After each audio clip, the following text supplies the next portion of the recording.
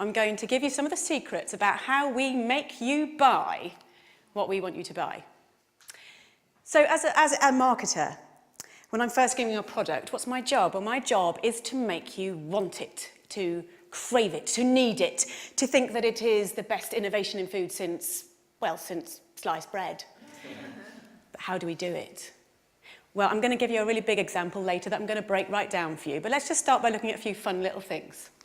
So here we have Shreddies, an old favourite, been around for years, very popular in the UK and Canada. Without changing a single little thing about that product, they remarketed them, rebranded them as brand new diamond-shaped Shreddies. Food marketing genius right there. In the 1950s, there was a very important innovation in food. The instant mix cake, one of my personal favourites. When they were first brought out, all you needed to do was to add a little bit of water. Who's not going to love that? Well, actually, no one loved it. No one bought the bloody things. So they did a bit of research. And what they found was that the main consumer, the target consumer, the housewife, felt that it was cheating. They didn't want to pass off such an easy thing as their own baking to their partners, their husbands, their families, whatever. So what did the producers have to do? They had to make it harder. So now you had to add water and an egg. And sales exploded. But these examples, these are just chicken feed compared to what I really want to talk about tonight, and that is chickens and pigs and cows. So when we think about where chickens, etc. come from, we think about something a bit like that.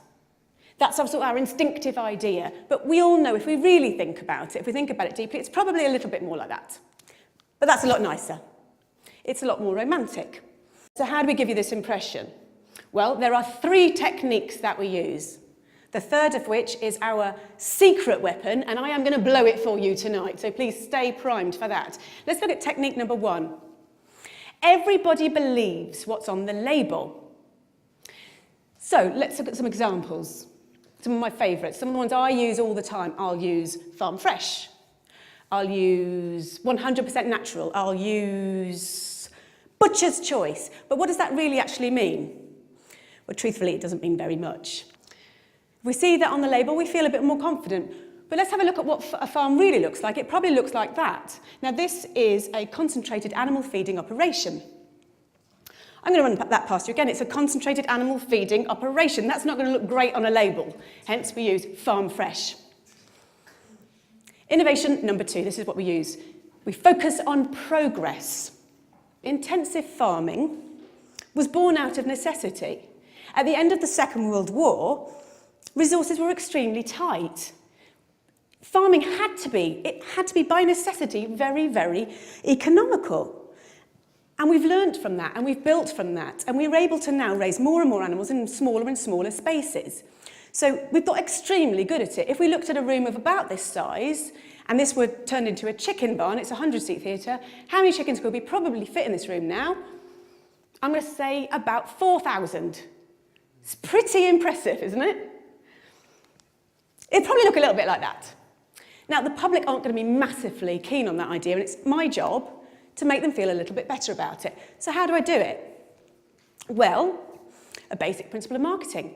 We use the right choice of words, and by using the right choice of words, we can make the conversation, we can focus the conversation the way we want it to. So we'll use an example like this. When you look at that picture, where is your eye drawn? It's drawn right to the middle of the page, massive letters, we've got strive to optimise. What we're looking at in the picture, in reverse, looks a bit like that, but this looks a lot nicer, because we're looking at strive to optimise. It makes us feel that there's progress. We feel good. So the challenge for the marketers is to make the public feel comfortable at what they're seeing. One of the side effects of intensive farming, of having so many animals in such a small space, unfortunately, is obviously disease, because you put so many animals into a small space, they're going to get sick. It is no secret that 50% of all the antibiotics in the world are used on farmed animals. So how do we make the public feel okay with this? How does that happen? My job. How do I do it? I use the language of innovation. So we're going back to our old friends at porkcares.org. And what they do is they say, as farming has become more efficient, veterinarians have incorporated new technologies and methods into practice. This makes us feel good. This is positive. Yeah? This is progress. And when we're then marketing to future consumers, we would perhaps use something like this. This is a colouring book, Pigs and Pork. It's absolutely gorgeous. And what we're doing here is we're getting the children to focus on the fact that we're using innovation. So by bringing the pigs out from the muddy fields and into the clean barns, we're taking them away from all that nasty, dirty mud and all the diseases that are lurking there within. Positive. So onto our secret weapon. This is what we really need to focus on. So these two techniques alone, they are not going to work. We need a secret weapon, number 3. It is actually in this room right now. Secret weapon! It is you. So how do we do it? When you're in the supermarket, you don't want to think about where those products have come from. You don't want to think about how those animals have been reared, how they've been treated.